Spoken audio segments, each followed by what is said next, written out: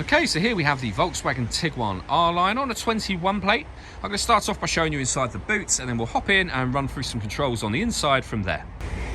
As we approach the back of the car, you can see we have reversing sensors, plenty of boot space as well, along with the 3 individually folding rear seats should you wish to increase this space even further. Okay, now that we're inside the car, we're going to start with the dials. On the far left-hand side, first of all, we have the coolant temperature gauge. Then moving right, we have the rev counter. Within that, it will show you what gear this car is in. It's an automatic, so we're in park at the moment. And then on the right-hand side, we have the speedometer and fuel gauge. In the middle, you can see the total miles are 5,532. You can customize this screen fully using buttons on the steering wheel, and that's what we're going to come to next, the steering wheel controls.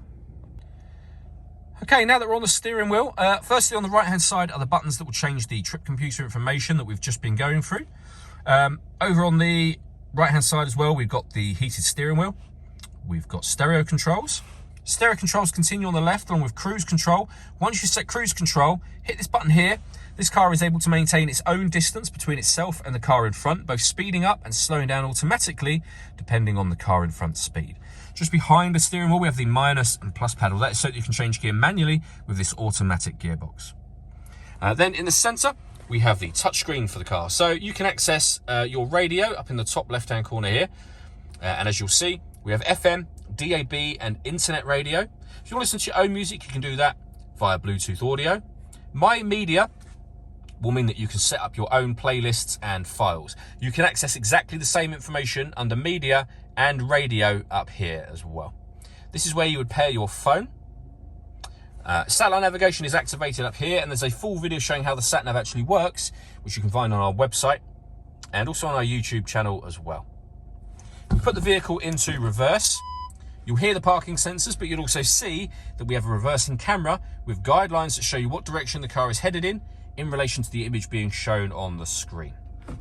Working our way down from that, we have the dual zone climate control. So firstly, you can turn the system on and adjust the fan speed.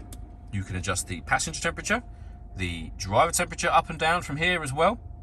When you're happy with those settings, your air conditioning is on at the minute, off, back on again. You can turn the heated seats on, and there's 3 different heat settings, and the same over on the passenger side just here.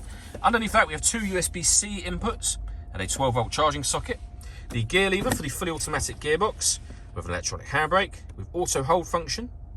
We can turn the stop and start off. This car is designed to cut out when it's stationary in traffic to save you fuel. That system is now off. We can turn the parking sensors on and off.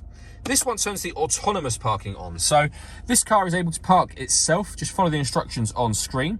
And the very last button is a driving mode button. And you can change the car from eco to normal to sport or individual.